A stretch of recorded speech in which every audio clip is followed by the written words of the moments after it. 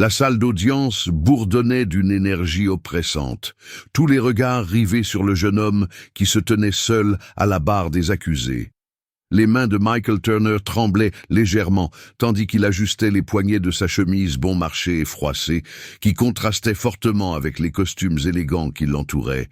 Il ouvrit la bouche pour parler, mais sa voix ne fut qu'un murmure. « Je n'ai pas fait ça », dit-il.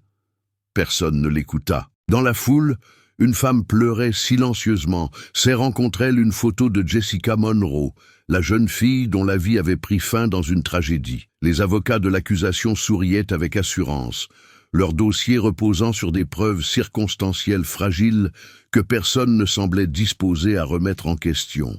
Le marteau du juge retentit comme un coup de feu, scellant le sort de Michael avec une finalité implacable qui résonna dans les couloirs de marbre. À l'extérieur, les journalistes criaient tous en même temps, impatients de monter leur histoire pour la une du lendemain.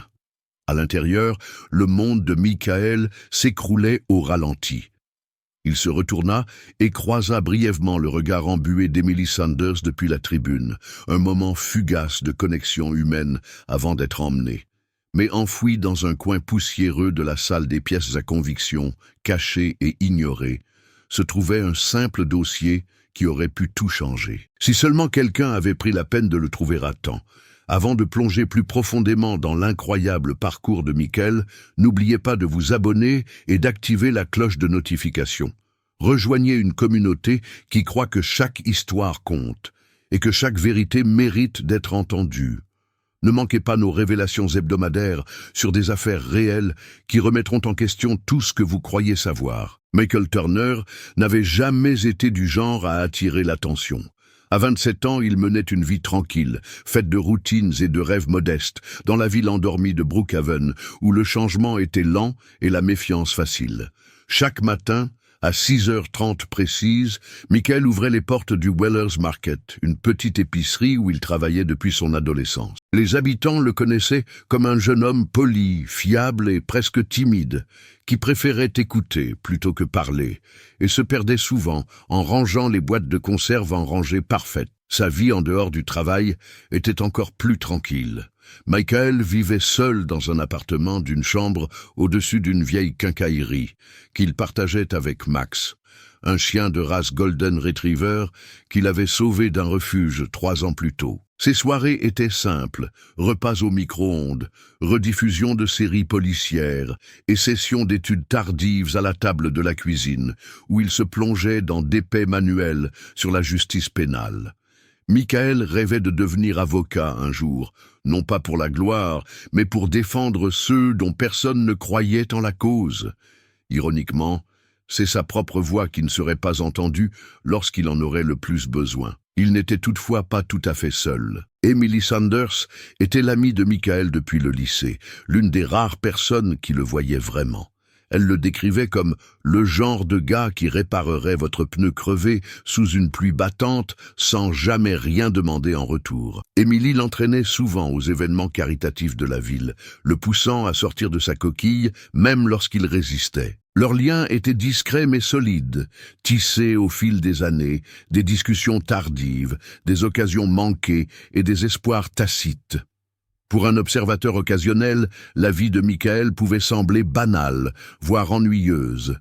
Mais sous cette apparence ordinaire se cachait un homme de principe. Il avait vu de ses propres yeux à quel point les gens étaient jugés sur leur apparence, comment des rumeurs pouvaient ruiner une réputation, comment la justice pouvait fléchir sous le poids de la peur. Ces leçons l'avaient façonné en quelqu'un qui croyait fermement en l'équité, en la seconde chance et en la simple décence de traiter les gens correctement. C'est cette conviction qui le poussait à faire du bénévolat tous les samedis à la banque alimentaire locale. Même lorsqu'il avait à peine de quoi se nourrir, il y avait des signes avant-coureurs, de petites secousses sous ses pieds, mais Michael était trop confiant pour les remarquer. Un regard en coin d'un client, une blague à ses dépens, une façon différente de traverser la rue de la part de certains voisins plutôt que de dire bonjour. Il se disait qu'il imaginait des choses, que la paranoïa ne lui ressemblait pas. Mais à Brookhaven, une fois que le doute s'était installé, il grandissait rapidement, et Michael Turner était sur le point de se retrouver au cœur d'une tempête qu'il ne pouvait ni prévoir ni échapper. Pendant la majeure partie de sa vie, Michael Turner s'était accroché à un espoir simple, faire quelque chose de mieux de sa vie. Ce n'était pas de l'ambition au sens traditionnel du terme.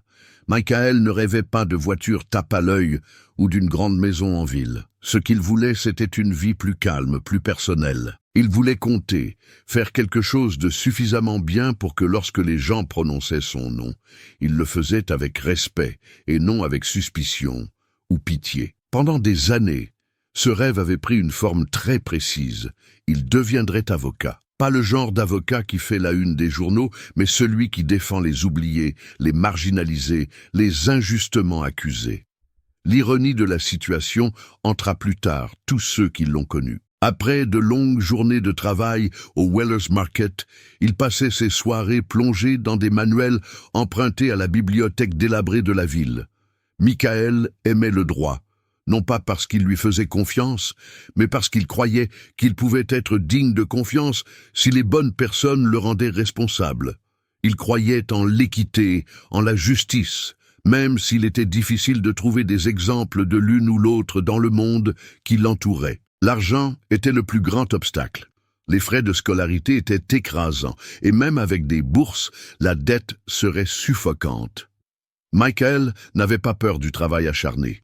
Il faisait des petits boulots le week-end, tondre des pelouses, réparer des clôtures, décharger des livraisons pour les magasins locaux, tout pour ajouter quelques dollars à ses économies pour l'université. Chaque semaine, il déposait une petite somme durement gagnée sur un compte d'épargne poussiéreux, intitulé simplement « Faculté de droit ». Emily Sanders l'encourageait sans relâche. Elle l'emmenait visiter les universités, relisait ses dissertations et cherchait même des écoles abordables pour lui.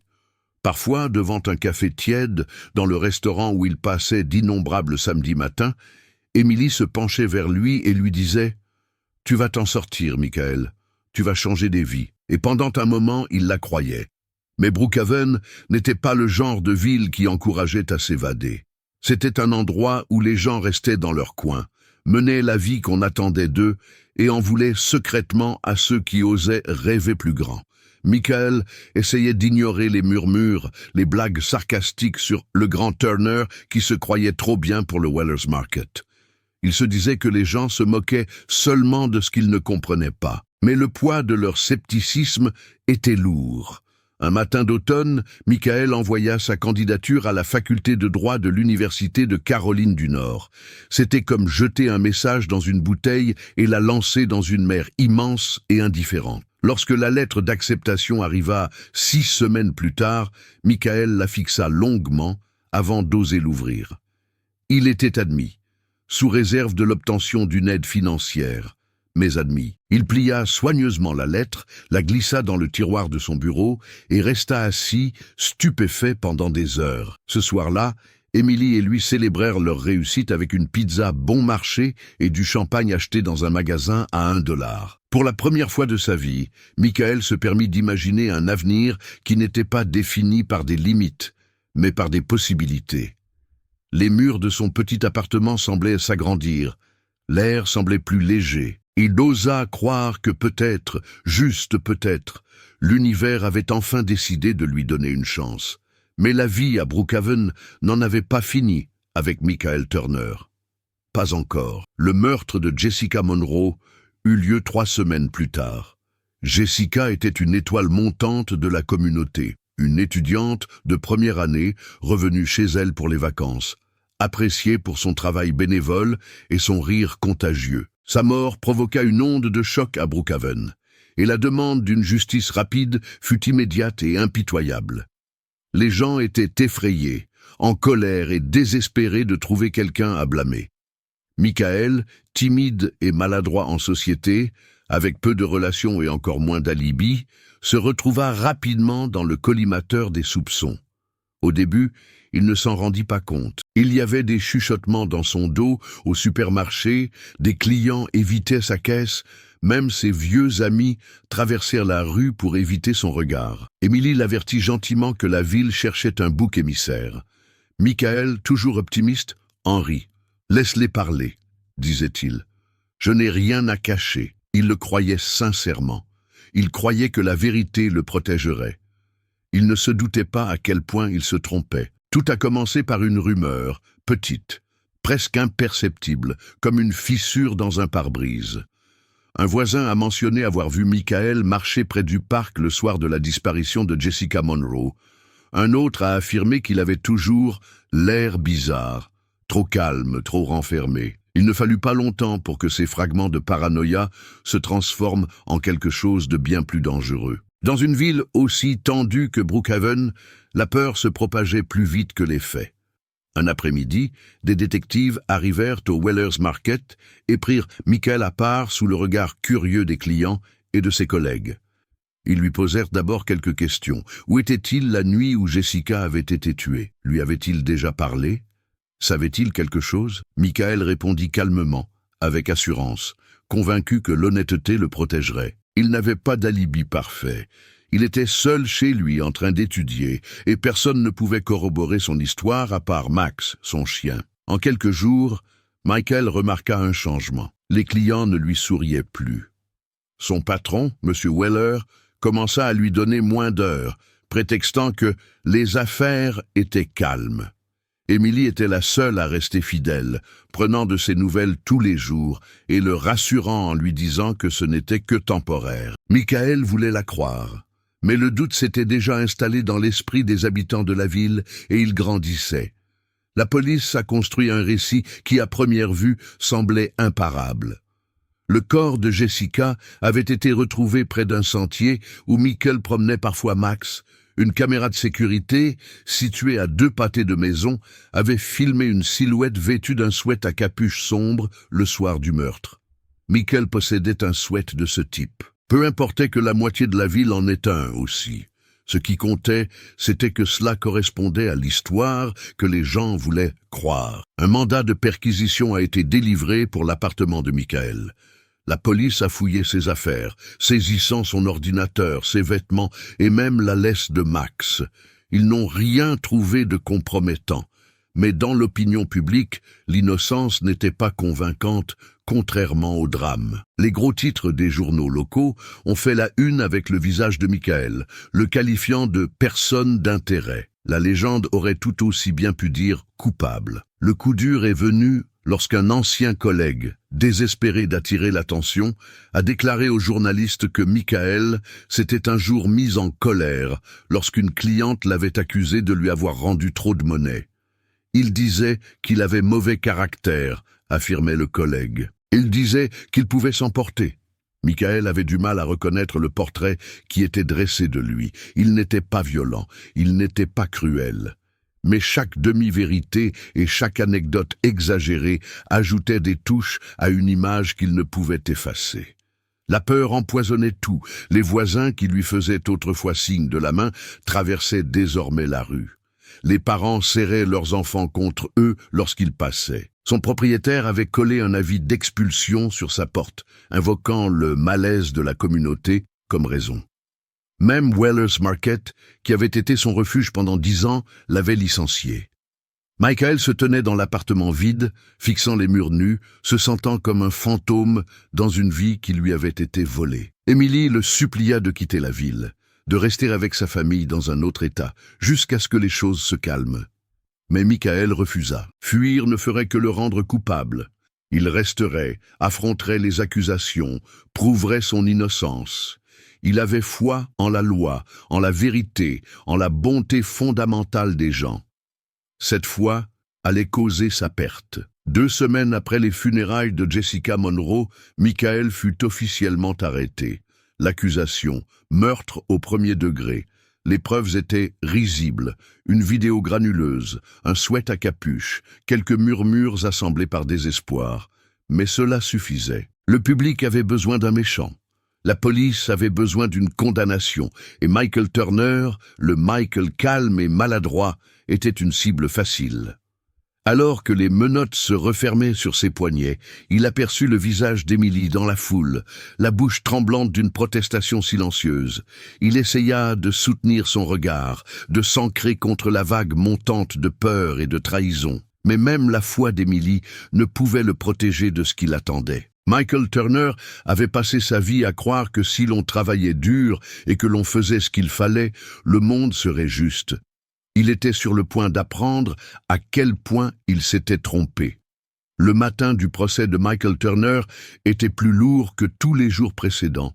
D'épais nuages gris pesaient sur le palais de justice et un froid humide régnait dans l'air, comme si le monde lui-même sentait qu'un événement grave allait se produire. Michael était assis seul à la table de la défense, son costume trop grand, sa cravate légèrement de travers. Emily Sanders était assise derrière lui, serrant la bandoulière de son sac à main jusqu'à en blanchir les jointures.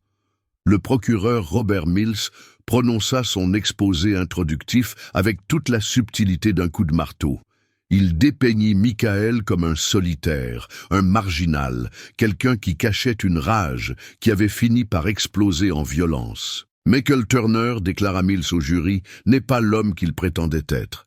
Derrière son sourire tranquille se cachait un prédateur qui attendait le moment idéal pour passer à l'action. Michael écouta dans un silence stupéfait. Chaque mot éroda l'image que les habitants de la ville avaient de lui. Il n'était même pas sûr que les membres du jury puissent entendre les battements de son cœur par-dessus la voix tonitruante du procureur. Mais pour Michael, c'était assourdissant. Les témoins de l'accusation ont défilé, présentant des souvenirs flous et des suppositions biaisées.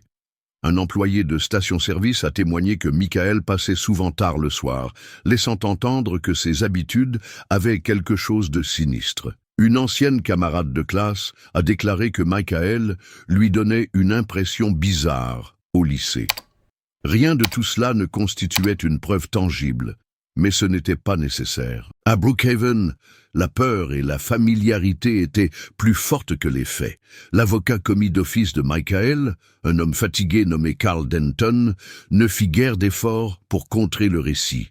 Il souleva des objections sans conviction, buta sur les contre-interrogatoires et semblait plus désireux de conclure un accord que de se battre pour la liberté de son client. Michael se sentait piégé, non seulement par les accusations, mais aussi par la prise de conscience que personne ne croyait vraiment à son innocence. La pièce à conviction principale, la vidéo de surveillance floue, a été présentée comme le joyau de l'accusation.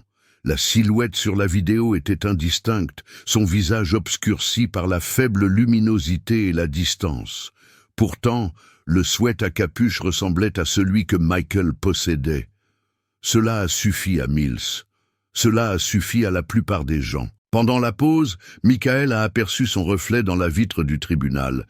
Ses propres yeux lui semblaient étrangers, creux, effrayés, usés par des mois d'accusation. Max, son fidèle chien, avait été placé dans un nouveau foyer après son arrestation. Son appartement avait été saisi, ses économies englouties par les frais juridiques. La vie qu'il s'était construite se résumait désormais à un titre dans les journaux et à un dossier contenant les documents du tribunal. Lorsque vint le moment pour Michael de témoigner, il se leva et se dirigea vers la barre des témoins, les jambes lourdes. Il a dit la vérité d'une voix brisée par l'émotion. Il était chez lui en train d'étudier. Il ne connaissait pas Jessica Monroe personnellement. Il n'avait rien à cacher, mais la vérité semblait fragile face à la performance de Mills et aux besoins de closure de la ville. Le procureur a présenté le calme de Michael comme de la froideur, sa nervosité comme de la culpabilité. Le jury a délibéré pendant un peu moins de 4 heures.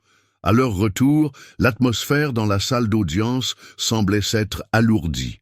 Michael agrippa le bord de la table de la défense, se préparant au pire. « Coupable », annonça le président du jury. Ce mot résonna dans les oreilles de Michael, creux et définitif. Emily haleta derrière lui, le visage baigné de larmes. Michael resta figé, tandis que le juge le condamnait à la prison à vie, sans possibilité de libération conditionnelle. La salle d'audience explosa. La famille de Jessica pleurait à chaudes larmes. Les journalistes se précipitèrent pour immortaliser ce moment, les flashs de leurs appareils photo illuminant le visage vide et incrédule de Michael. Il remarqua à peine la main de l'huissier sur son épaule, qui le guidait hors de la salle comme une marionnette brisée. Dans la cellule de détention, il resta assis en silence, le bourdonnement des néons au-dessus de sa tête résonnant dans sa tête. Les murs semblaient se refermer sur lui. Pour la première fois depuis son arrestation, il laissa l'horreur de la situation l'envahir. Ce n'était pas de la colère, mais une profonde et douloureuse tristesse. Il avait fait confiance au système. Il avait cru que s'il restait calme, disait la vérité et affrontait ses peurs, la justice l'emporterait. Au lieu de cela, il avait été dévoré par le système. Alors que la porte de la cellule se refermait derrière lui, Michael réalisa quelque chose d'encore plus dévastateur. Ce n'était pas seulement les barreaux qui allaient l'emprisonner. C'était l'histoire que Brookhaven avait écrite à son sujet, et aucune vérité ne pourrait jamais l'effacer complètement. La nouvelle de la condamnation de Michael Turner se répandit comme une traînée de poudre à Brookhaven. C'était comme si la ville poussait un soupir de soulagement collectif, convaincu que la menace avait été éliminée. Les gros titres faisaient la une des journaux locaux. Justice rendue dans l'affaire du meurtre de Monroe. Le journal télévisé du soir diffusait des images de Michael menotté, le visage pâle et creusé. Dans la maison des Turner, il n'y avait que le silence. Les parents éloignés de Michael, qui lui envoyaient autrefois des cartes d'anniversaire et des invitations polies pour les repas de fête, avaient disparu. Pas de lettres, pas d'appels, rien d'autre qu'un vide là où se trouvait autrefois une famille. Emily Sanders, cependant, refusa de l'abandonner. Elle assista à toutes les audiences. Sa foi en Michael inébranlable, même lorsque le reste du monde le traitait de monstre. Après le verdict, elle lui rendit visite à la prison du comté aussi souvent que son emploi du temps le lui permettait. Mais chaque fois qu'elle le voyait à travers la vitre épaisse, quelque chose en elle se brisait un peu plus. L'homme vibrant et plein d'espoir qu'elle connaissait s'évanouissait peu à peu, jour après jour, pour ne devenir qu'une ombre. Michael essayait de rester fort pendant ses visites. Il parlait de faire appel du verdict, de prouver la vérité. Mais Emily pouvait voir la lassitude dans ses yeux, le doute grandissant qu'il s'efforçait tant de cacher. La vie en prison était brutale. Michael, autrefois gentil et doux, a rapidement compris que la gentillesse était considérée comme une faiblesse derrière les barreaux. Il gardait la tête baissée, évitait les confrontations, mais cela ne suffisait pas. Des bagarres éclataient quotidiennement autour de lui. Parfois, il se retrouvait pris entre deux feux.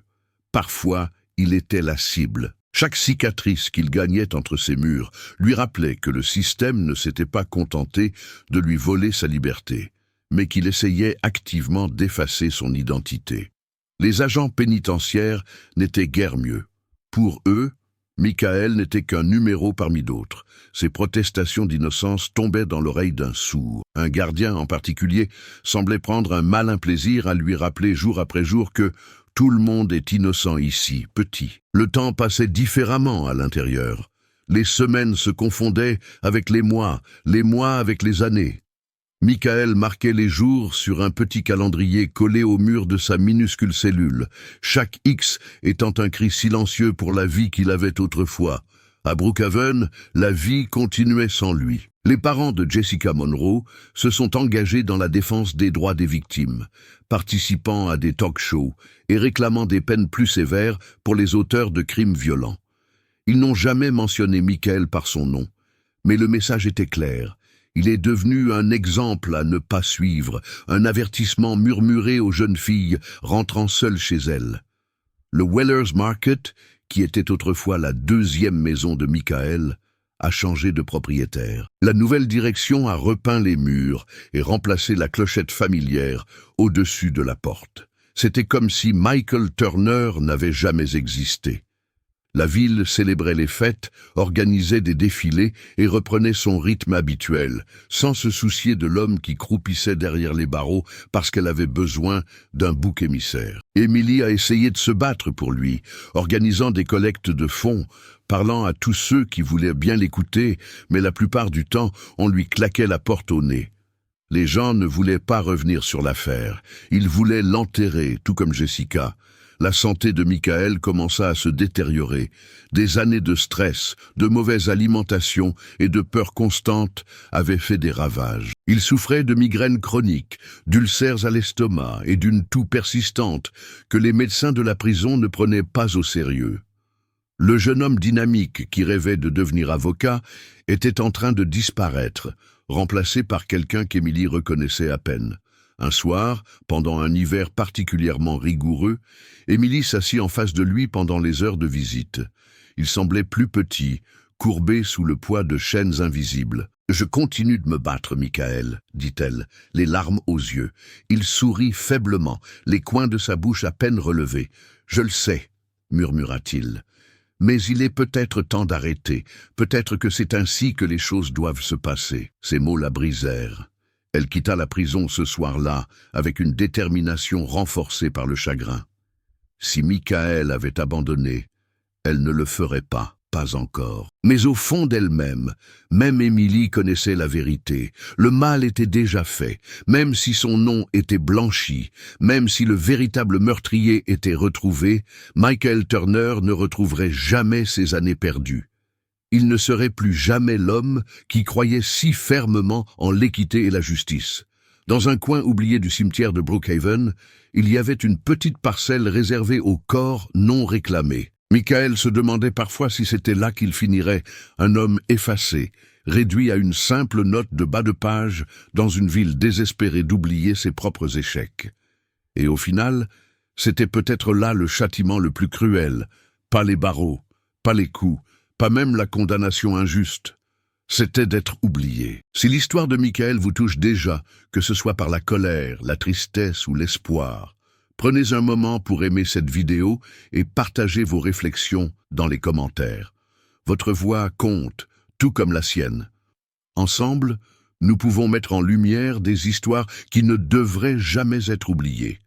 Jonathan Pryce n'était pas le genre de journaliste en quête de gloire. Il avait bâti sa carrière sur une persévérance discrète, creusant dans de vieilles affaires que tout le monde avait oubliées. Il croyait que certaines histoires méritaient d'être racontées, même si plus personne ne les écoutait. C'est cet dévouement obstiné qui l'a conduit à Brookhaven. Jonathan a entendu parler pour la première fois de l'affaire Michael Turner lors d'un séminaire sur les condamnations injustifiées. Une remarque désinvolte d'un conférencier invité, les petites villes peuvent être les pires quand elles se trompent, l'a plongé dans un véritable tourbillon. Plus il lisait, plus il se sentait mal à l'aise. Les preuves contre Michael étaient minces, reposant sur des témoignages fragiles et l'hystérie publique plutôt que sur des faits concrets. Le plus troublant était la vidéo de surveillance, la soi-disant preuve irréfutable de l'accusation. Jonathan a retrouvé une copie, enfouie dans les archives du tribunal. Il l'a regardée image par image, encore et encore. La silhouette en sweat à capuche bougeait différemment de Michael, dont Jonathan avait vu la démarche dans des extraits vidéo du procès. C'était subtil, mais indéniable, une légère boiterie, une carrure plus imposante. Comment personne n'avait-il remarqué cela? Jonathan contacta Sarah Whitmore, une avocate pénaliste connue pour accepter les affaires que les autres jugeaient désespérées. D'abord sceptique, Sarah accepta d'examiner les preuves. Une semaine plus tard, elle rappela Jonathan, la voix tendue par une colère contenue. « Le jury n'aurait jamais dû le condamner », déclara-t-elle. « Ils ne l'ont pas condamné sur la base de faits, ils l'ont condamné sur la base de la peur. » Ensemble, ils ont commencé à creuser plus profondément. Jonathan a déposé des demandes d'accès aux archives publiques, passé au peigne fin les rapports de police et interrogé toutes les personnes encore disposées à parler.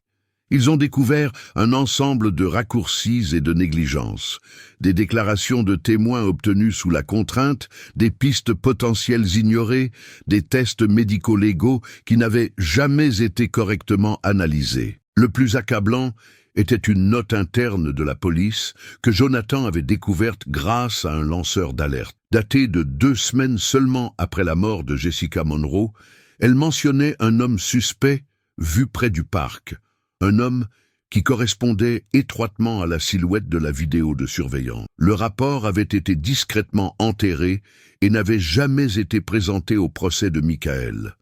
Les mains de Jonathan tremblaient tandis qu'il le lisait. Ce n'était pas seulement une erreur, c'était un choix délibéré d'ignorer tout ce qui ne cadrait pas avec le récit. Il comprit alors que Michael Turner avait été sacrifié pour des raisons de commodité. Mais les preuves seules ne suffisaient pas. Il fallait que quelqu'un de l'équipe d'enquête initiale parle. C'est alors que Jonathan trouva l'agent David Klein. Klein était un jeune patrouilleur à l'époque où l'affaire avait éclaté, tout juste sorti de l'académie. Rongé par la culpabilité, il accepta de rencontrer Jonathan dans un restaurant miteux près de l'autoroute. Autour d'un café froid, Klein confirma ce que Jonathan redoutait. Ils avaient des doutes sur Michael depuis le début. Mais la pression de leurs supérieurs, de la communauté et de la frénésie médiatique les avait contraints à abandonner toutes les pistes alternatives. Ils voulaient juste en finir, murmura Klein en fixant sa tasse. Il voulait dire aux gens qu'ils avaient attrapé le coupable, même si ce n'était pas le bon. Jonathan enregistra tout. Avec l'aide de Sarah, ils commencèrent à rédiger une requête pour rouvrir le dossier, en citant de nouvelles preuves et des témoignages. Mais ils savaient que cela ne serait pas facile. Brookhaven avait tourné la page. Rouvrir de vieilles blessures leur ferait des ennemis. Jonathan s'en moquait. Sarah aussi. Certaines vérités étaient trop importantes pour rester enfouies. Ils envoyèrent le dossier à la cour d'appel en joignant un rapport détaillé sur toutes les incohérences, la note enterrée et la déclaration de l'agent Klein. Il ne s'agissait plus seulement de sauver Michael Turner. Il s'agissait de demander des comptes à tout un système. Lorsque Jonathan cliqua sur « Envoyer » pour soumettre le dossier final, il se permit d'espérer, timidement. Pour la première fois depuis des années, quelqu'un l'écoutait enfin. Lorsque la requête en réouverture du dossier de Michael Turner atterrit sur le bureau de la juge Ellen Marshall, elle provoqua immédiatement une onde de choc dans la communauté juridique de Brookhaven. La juge Marshall était connue pour son attitude pragmatique et son profond respect de la procédure régulière. Elle se targuait d'être immunisée contre la pression publique, ce qui avait cruellement manqué à Brookhaven lors du premier procès de Michael. Les preuves présentées par Jonathan Price et Sarah Whitmore étaient trop convaincantes pour être ignorées. Un rapport de police enterré, un témoin crédible qui se présentait, une montagne de vices de procédure qui entachait l'enquête initiale. La juge Marshall ordonna une audience préliminaire. C'était la première lueur d'espoir que Michael voyait depuis près de 7 ans. En prison, Michael apprit la nouvelle par sa nouvelle équipe de défense. Au début, il ne réagit pas. C'était comme si la partie de lui qui osait espérer s'était éteinte depuis longtemps. Mais Emily Sanders, assise à côté de lui pendant la réunion, lui a serré la main et lui a murmuré « Tu n'es plus invisible ». Et lentement, Michael s'est autorisé à y croire. La ville de Brookhaven, cependant, n'était pas prête à admettre qu'elle avait pu commettre une erreur. Les murmures se sont transformés en hostilité ouverte. Les éditoriaux titraient « Pourquoi remuer le passé ?» et « Justice a déjà été rendue ». De nombreux habitants considéraient cette nouvelle enquête comme une attaque personnelle, une menace pour le confort de la fiction qu'ils avaient construite autour de la mort de Jessica Monroe. Sarah Whitmore continua néanmoins à aller de l'avant. Elle déposa des requêtes, exigea de nouveaux tests médico-légaux, demanda la communication des anciens dossiers. Elle traita cette affaire comme un puzzle qui avait été assemblé de travers et qu'elle était désormais déterminée à remettre en place.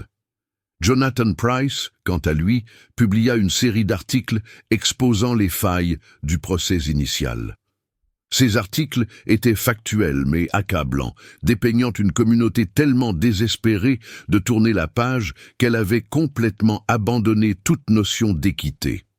Peu à peu, l'attention nationale se tourna vers Brookhaven. Sous la pression croissante, le bureau du procureur n'eut d'autre choix que de coopérer, du moins en apparence. Au cours des nouvelles audiences, des révélations accablantes furent mises au jour. Le sweat à capuche qui était censé relier Michael au crime, les tests ADN, enfin effectués correctement, n'ont révélé aucune trace de Jessica Monroe ou de Michael Turner. La chronologie des événements, autrefois considérée comme irréfutable, s'est effondrée sous le poids des preuves. Des témoins ont admis que la police les avait influencés pendant les interrogatoires, leur suggérant des réponses plutôt que de laisser leurs souvenirs remonter naturellement. Mais le moment le plus choquant est venu lorsque l'agent David Klein a pris la parole. Nerveux mais déterminé, il a témoigné sous serment de la pression interne pour clore rapidement l'affaire. Il a décrit comment d'autres pistes avaient été écartées sans enquête approfondie et comment les agents avaient été dissuadés de soulever des doutes sur la culpabilité de Michael. La salle d'audience est devenue silencieuse pendant que Klein parlait. Même la juge Marshall s'est penchée en avant, le visage impassible. La vérité commençait enfin à faire surface, malgré tous les efforts de Brookhaven pour détourner le regard. Michael assistait aux audiences menotté, assis tranquillement à la table de la défense, mais ceux qui l'observaient attentivement pouvaient voir le changement qui s'opérait en lui, d'abord imperceptible, puis de plus en plus évident. Une posture plus droite, un regard plus clair. L'espoir était dangereux en prison. Il pouvait vous détruire lorsqu'il était anéanti. Mais pour la première fois depuis des années, l'espoir ne semblait pas être une arme. Il semblait être une clé. À l'extérieur du palais de justice, des partisans commencèrent à se rassembler, d'abord en petits groupes, brandissant des pancartes faites à la main sur lesquelles on pouvait lire « Justice pour Michael » et « La vérité compte ». Emily se tenait parmi eux, sa veste trempée par la pluie, les mains rougies par le froid, mais son moral intact. À l'intérieur, Sarah Whitmore présenta ses derniers arguments à la juge Marshall. « Il ne s'agit pas seulement de Michael Turner », dit-elle d'une voix ferme mais chargée d'émotion. « Il s'agit d'un système qui a échoué parce qu'il a privilégié la rapidité à la vérité, les suppositions aux preuves. Nous ne pouvons pas lui rendre les années qu'il a perdues. Mais nous pouvons empêcher cette injustice de se poursuivre une seconde de plus. » La juge Marshall ordonna une suspension d'audience. La salle d'audience bourdonnait d'une énergie nerveuse. Pour Michael, chaque seconde qui s'écoulait était comme un tremblement de terre sous ses pieds. Il avait attendu des années que quelqu'un le croie. À présent, il attendait de voir si cette croyance serait enfin suffisante. Le jour où la juge Helen Marshall devait rendre sa décision, Brookhaven était enveloppé d'une pluie lourde et brumeuse qui s'accrochait aux rues et aux fenêtres comme un souvenir tenace. À l'intérieur du palais de justice, la tension était si palpable qu'elle semblait presque vivante, pesant sur chaque personne qui entrait dans la salle d'audience exiguë et lambrissée. Michael Turner était assis à la table de la défense, les mains jointes devant lui, les poignets libres de toute entrave pour la première fois depuis des années. Emily Sanders était assise au premier rang de la tribune, respirant à peine, les mains serrées si fort que ses jointures étaient blanches. Jonathan Pryce et Sarah Whitmore échangèrent un regard silencieux, tous deux conscients de l'énormité de ce qui allait se passer. La salle d'audience, autrefois bondée de spectateurs impatients d'assister à la chute de Michael, accueillait désormais un public différent. Des partisans qui avaient lu les articles de Jonathan, des défenseurs de projets d'innocence et des habitants curieux, incertains d'avoir mal jugé un homme qu'ils avaient autrefois condamné. La juge Marshall entra, sa robe noire flottant légèrement derrière elle. Elle ne s'attarda pas sur les formalités. Elle ajusta ses lunettes, s'éclaircit la gorge et commença. La cour a examiné toutes les nouvelles preuves, tous les nouveaux témoignages et toutes les incohérences procédurales du procès initial, dit-elle d'une voix ferme mais sans dureté. Il est clair qu'une erreur judiciaire a été commise.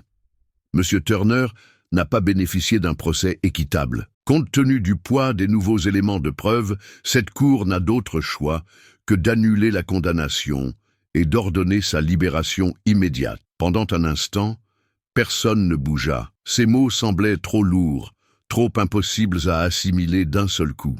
Michael cligna des yeux, stupéfait, incapable de parler. Emily haleta, les larmes coulant librement sur ses joues.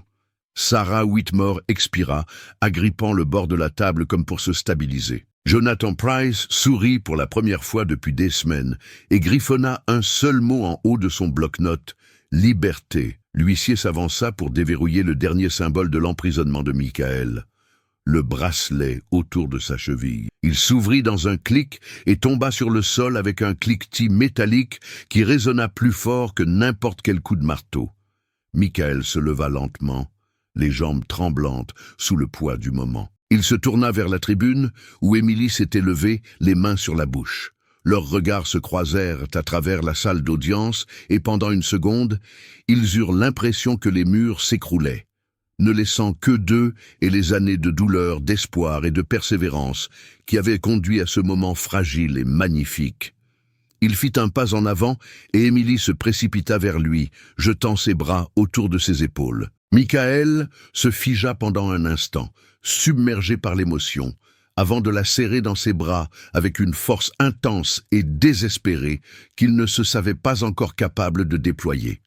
Des applaudissements éclatèrent, pas très forts, mais réguliers et croissants. D'abord quelques mains, puis de plus en plus, jusqu'à ce que toute la salle se lève pour applaudir l'homme qu'ils avaient autrefois laissé mourir. À l'extérieur du palais de justice, la pluie s'était transformée en une douce bruine. Les portes s'ouvrirent et Michael sortit à l'air libre, sentant l'humidité froide sur sa peau, respirant un air qui avait un goût différent, plus pur, plus libre. Les journalistes se précipitèrent vers lui, les appareils photo crépitants, les micros braqués dans sa direction. « Michael, qu'est-ce que ça fait d'être libre? Que comptez-vous faire maintenant? Pardonnez-vous à la ville ?» Il ne répondit pas tout de suite. Il resta simplement là, laissant la pluie le mouiller, s'imprégnant de la simple et étonnante réalité de sa liberté. Finalement, il se tourna vers la foule, la voix ferme malgré la tempête qui faisait rage dans sa poitrine. « J'étais innocent le jour où ils m'ont arrêté, dit-il. Je suis innocent aujourd'hui, mais ce qui importe maintenant, ce n'est pas seulement mon histoire, c'est de faire en sorte que cela n'arrive plus jamais à personne. » Il y eut un silence, puis une nouvelle salve d'applaudissements, plus doux cette fois, plus solennel, plus sincère. Michael et Emily descendirent les marches du palais de justice. Jonathan Pryce les suivait à quelques pas, réfléchissant déjà à son prochain article. Il ne serait pas seulement consacré à Michael Turner, mais aussi aux failles du système qui avait tenté de le détruire. Sarah Whitmore, qui avait risqué sa réputation dans une affaire que tout le monde avait abandonnée, les regardait s'éloigner avec une satisfaction tranquille. Mais pour Michael, la route était encore longue. La liberté n'était qu'une première étape. Le monde dans lequel il revenait n'était plus celui qu'il avait quitté. Brookhaven restait divisé. Certains lui souhaitaient la bienvenue, honteux d'avoir si facilement tourné le dos. D'autres évitaient son regard, refusant toujours d'admettre qu'ils avaient eu tort. Michael se moquait bien de leur approbation. Il n'en avait pas besoin. Ce dont il avait besoin, c'était de temps. Du temps pour guérir, du temps pour découvrir qui il était maintenant, après tout ce qu'il avait enduré. Emily resta à ses côtés, fidèle et patiente, lui offrant la seule chose dont il avait besoin, une confiance inconditionnelle. Alors qu'il s'éloignait du palais de justice, Michael repensa à toutes les nuits qu'il avait passées à fixer les fissures du mur de sa cellule, rêvant de ce jour. Il l'avait imaginé tant de fois, mais la réalité était à la fois plus lourde et plus légère qu'il ne l'avait jamais imaginé. La liberté n'était pas un moment, c'était une vie qu'il devait reconstruire, petit à petit, pas à pas. Et pour la première fois depuis des années, Michael Turner ressentait quelque chose qu'il avait presque oublié, l'espoir. La nouvelle de l'innocence de Michael Turner a provoqué une onde de choc à Brookhaven. Pour beaucoup, c'était comme se réveiller d'un long cauchemar, dans lequel ils avaient eu joué des rôles qu'ils auraient maintenant souhaité oublier. Au commissariat de Brookhaven, l'ambiance était tendue et défensive. Derrière des portes closes, les policiers qui avaient autrefois fièrement exhibé la photo de Michael dans les médias échangèrent maintenant des regards nerveux, se demandant si leur carrière était en danger. Certains justifiaient leurs actions en rejetant la faute sur l'accusation. D'autres admettaient en privé que leurs doutes avaient été étouffés par la demande pressante d'une réponse rapide. Le procureur Robert Mills, qui avait mené avec tant d'assurance les poursuites contre Michael, a tenu une brève conférence de presse le lendemain de la libération.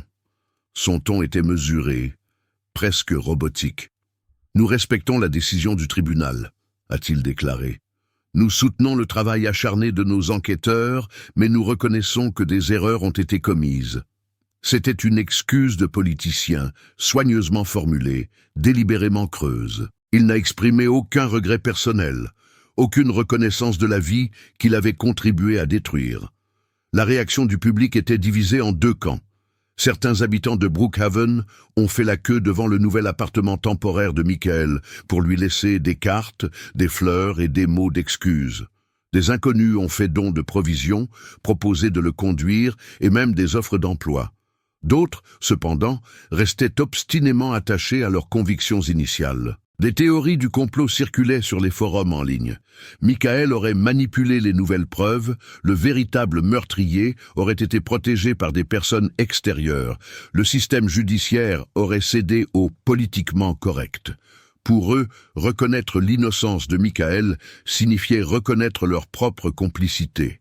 Et tout le monde n'était pas prêt à le faire. Au Wellers Market, l'atmosphère était tendue. Le magasin avait été vendu 2 fois depuis l'arrestation de Michael, mais les anciens employés se souvenaient encore de la facilité avec laquelle il s'était éloigné de lui. Quelques-uns ont envoyé des messages privés à Emily pour s'excuser de la façon dont il l'avait traitée. La plupart sont restés silencieux, laissant la culpabilité s'envenimer dans les recoins de leur vie. Pour la famille de Jessica Monroe, la nouvelle était dévastatrice. Ils avaient passé des années à croire qu'ils avaient tourné la page, que la mort de leur fille avait été vengée. À présent, ils étaient confrontés à un terrible vide, à une question qui rouvrait toutes les anciennes blessures. Si ce n'est pas Michael, alors qui? La mère de Jessica, Linda Monroe, a publié une déclaration par l'intermédiaire de l'avocat de la famille. Nos cœurs sont à nouveau brisés. Nous pleurons non seulement Jessica, mais aussi la vérité qui nous a été refusée. Nous prions pour que le véritable coupable soit traduit en justice. Michael a lu attentivement leurs mots, ressentant un étrange mélange de tristesse et de solidarité. Il ne leur en voulait pas. Ils avaient perdu quelque chose d'irremplaçable et avaient été trahis par le même système qui l'avait trahi.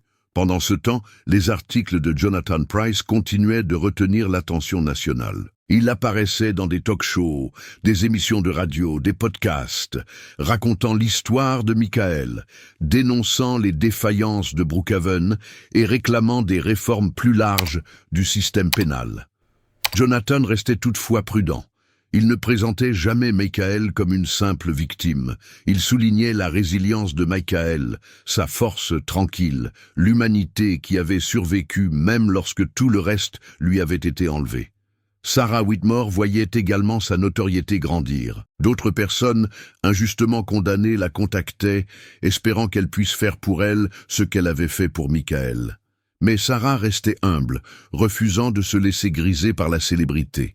Elle rappelait à tout le monde que la liberté de Michael n'était qu'un début et que la véritable justice passerait par un changement systémique. Pour Michael lui-même, la vie hors de prison était déconcertante. Le monde avait continué de tourner sans lui, à petite et grande échelle. La technologie avait fait un bond en avant. Son quartier avait changé. Ses amis s'étaient mariés, avaient eu des enfants, avaient déménagé. Il avait du mal à faire confiance, même à la gentillesse la plus simple. Une caissière aimable, un voisin qui lui faisait signe, une offre d'aide, chaque geste était empreint du nombre de suspicions. Emily restait son point d'ancrage. Patiente et déterminée, elle aidait Michael à naviguer dans le labyrinthe de la réinsertion, demander des papiers d'identité, ouvrir un compte bancaire, trouver un emploi à temps partiel. Lentement, péniblement, il a commencé à reconstruire sa vie à partir des lambeaux de son ancienne existence. Les séances de thérapie sont devenues une routine. Au début, Michael les détestait, les salles stériles, les questions indiscrètes. Mais avec le temps, il a trouvé utile de mettre des mots sur la douleur qu'il avait portée seul pendant si longtemps. Les cauchemars n'ont pas disparu, mais ils sont devenus moins étouffants. Les crises de panique qui le paralysaient autrefois ont commencé à s'atténuer. Un soir, plusieurs mois après sa libération, Michael se tenait devant le centre communautaire de Brookhaven, les yeux fixés sur une affiche peinte à la main. « Mairie, forum sur la réforme de la justice pénale ce soir. » Emily le poussa doucement. Tu n'es pas obligé de parler si tu ne te sens pas prêt, lui dit-elle. Michael hésita, puis il entra. La salle était à moitié pleine. Des habitants, des étudiants, quelques élus locaux et des journalistes. Lorsque Michael fut présenté, la salle fut plongée dans un silence respectueux.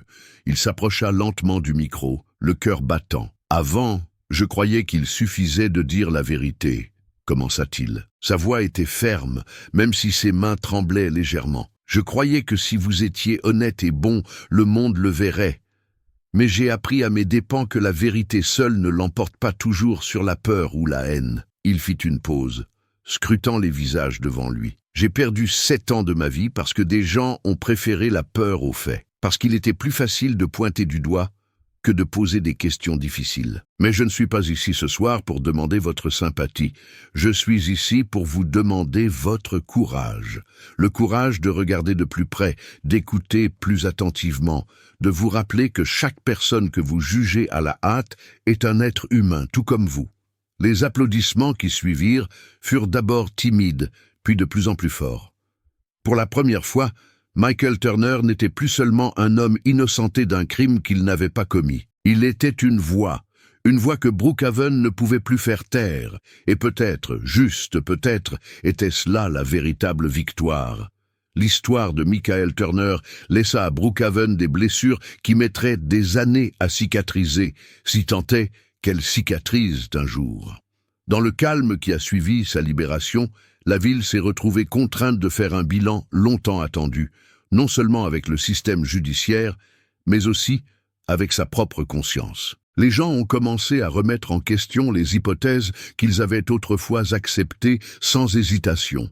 Ils se sont souvenus avec quelle facilité ils s'étaient laissés emporter par la peur, avec quelle rapidité ils avaient renoncé à leurs doutes pour se réfugier dans un récit simpliste.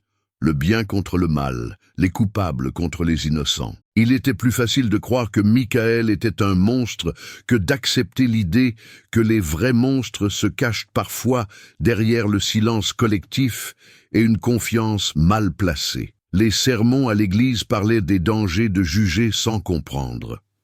Les écoles ont introduit des programmes sur la pensée critique et l'éducation aux médias, enseignant aux élèves à ne pas accepter les voix les plus fortes comme vérité. Le département de police de Brookhaven a lancé des réformes internes, nouvelles formations sur le traitement des preuves, amélioration des procédures d'interrogatoire, accent renouvelé sur la protection des droits civils. Pourtant, à chaque pas en avant, il y avait ceux qui résistaient, s'accrochant fermement à leurs vieux préjugés. Le changement, le vrai changement, était lent, douloureux et incomplet. Mais la survie de Michael et son courage de s'exprimer ont semé une graine de possibilités. Son affaire est devenue un exemple édifiant, répété dans les tribunaux et les salles de classe, un rappel vivant que la justice exigeait plus qu'un verdict. Elle exigeait de la vigilance. Elle exigeait de l'humilité, la volonté d'admettre que parfois, même les meilleures intentions pouvaient avoir des conséquences dévastatrices. Pour Michael, la plus grande leçon était à la fois brutale et magnifique. Il a appris que la vérité n'était pas un bouclier assez solide pour le protéger de l'injustice, mais qu'elle était la seule arme dont il disposait pour reconquérir sa vie. Il a appris que le silence pouvait être aussi dangereux que la cruauté, que des gens bien pouvaient commettre des actes terribles lorsqu'ils étaient aveuglés par la peur. Mais il a également découvert autre chose. L'immense pouvoir de la résilience. Aucun système, aucune institution, aucune foule ne pouvait effacer le simple et obstiné fait qu'il avait survécu. Il pouvait lui prendre son temps, sa réputation, voire sa santé, mais il ne pouvait pas lui prendre son humanité. Dans un monde prompt à rejeter ceux qu'il ne comprend pas, Michael Turner était la preuve que la dignité, une fois retrouvée, était plus forte que n'importe quelle chaîne. Et c'était peut-être là la vérité la plus profonde que Brookhaven et tous ceux qui avaient entendu son histoire devaient comprendre. La justice ne consiste pas seulement à punir les coupables. Elle consiste à protéger les innocents, surtout lorsqu'il est difficile de croire qu'ils existent. Dans les mois qui ont suivi sa libération, Michael Turner a dû faire face à la difficile tâche de reconstruire une vie à partir de fragments qu'il reconnaissait à peine. La liberté n'était pas la fin de son voyage, mais seulement le début d'un long chemin semé d'incertitudes. Au début, Michael a séjourné chez Emily Sanders, qui avait transformé sa chambre d'amis en refuge tranquille. Elle l'a protégé des journalistes et des voisins curieux, lui offrant un espace où respirer, exister sans être jugé. Ensemble, ils ont créé un nouveau rythme, promenade matinale, repas partagés, longues conversations qui se terminaient parfois par un silence confortable. Michael a trouvé du travail dans une petite librairie tenue par un couple âgé qui croyait aux secondes chances. Ils ne lui ont jamais posé de questions sur son passé. Ils lui ont simplement remis une clé et lui ont indiqué où se trouvait la machine à café. Il a suivi une thérapie 2 fois par semaine, affrontant le traumatisme qu'il avait porté en silence pendant si longtemps. Les cauchemars n'ont pas disparu du jour au lendemain, pas plus que le réflexe instinctif de se recroqueviller lorsque des inconnus s'approchaient trop rapidement. Mais petit à petit, Michael a commencé à retrouver les parties de lui-même qui semblaient perdues à jamais. Pendant ce temps, Brookhaven poursuivait sa lente transformation. Sous la pression de l'opinion publique, la police a rouvert l'enquête sur le meurtre de Jessica Monroe. De nouvelles pistes ont été explorées, et grâce à des techniques médico-légales améliorées, un nouveau suspect a finalement été identifié. Un vagabond au passé violent. Quelqu'un qui avait échappé aux mailles du filet lors de la panique initiale. C'était une nouvelle blessure pour la famille de Jessica, une nouvelle tempête à surmonter. Mais cette fois, la communauté a abordé la situation avec plus de prudence et d'humilité. Le procureur Robert Mills démissionna discrètement, sa réputation ternie à jamais. Les nouveaux dirigeants promirent un avenir différent, même si Michael savait que les promesses étaient de fragiles. Jonathan Pryce publia un livre retraçant l'histoire de Michael et les échecs qui avaient failli le détruire. Ce livre suscita un débat national sur les condamnations injustifiées, qui déboucha sur un nouveau financement pour les projets visant à prouver l'innocence des condamnés à travers le pays. Le nom de Michael, autrefois synonyme de scandale, était désormais associé à la résilience et à la réforme de la justice. Emily encouragea Michael à prendre la parole en public, et après des mois d'hésitation, il accepta. Ses discours étaient simples, honnêtes et puissants. Il ne criait pas et n'accusait personne. Il disait simplement la vérité, celle qui ne pouvait venir que de quelqu'un qui en avait subi les conséquences. Malgré tout, Michael resta humble. Il ne cherchait ni vengeance ni gloire. Il ne cherchait que la paix, et avec le temps, il la trouva. Un soir, debout sur une colline surplombant la ville qu'il avait condamnée puis libérée, Michael Turner sourit tranquillement. Il n'avait pas seulement survécu, il était devenu quelque chose de plus, un rappel vivant que, quelle que soit la profondeur à laquelle l'injustice s'enracine, la vérité finit toujours par éclater au grand jour. Et parfois, même après le plus long des hivers, le cœur retrouve le chemin du soleil. L'histoire de Michael Turner nous oblige tous à nous poser des questions dérangeantes. Combien d'autres vies innocentes sont perdues derrière les murs froids d'une prison parce que personne n'a osé regarder de plus près? Combien de fois la peur et les préjugés l'emportent-ils sur la vérité et la justice? Nous voulons maintenant connaître votre opinion. Selon vous, quelle est la véritable cause des condamnations injustes comme celle de Michael? S'agit-il d'une défaillance du système, de la pression publique, ou de quelque chose de plus profond, ancré dans la nature humaine elle-même? Faites-nous part de vos réflexions dans les commentaires. Chaque point de vue compte, et ensemble, ces conversations peuvent être le début d'un véritable changement. Si le parcours de Michael vous a ému, s'il vous a ouvert les yeux ou brisé le cœur, partagez cette vidéo avec quelqu'un qui vous est cher. Faisons en sorte que son histoire ne tombe pas dans l'oubli comme tant d'autres.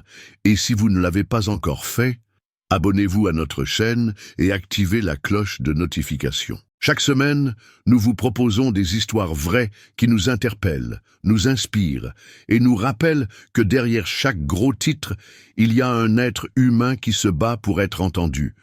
Votre voix a du pouvoir. Utilisez-la. Car la justice n'est pas quelque chose qui va de soi, c'est quelque chose pour laquelle nous devons nous battre, chaque jour. Merci de faire partie de ce mouvement. À bientôt pour la prochaine histoire.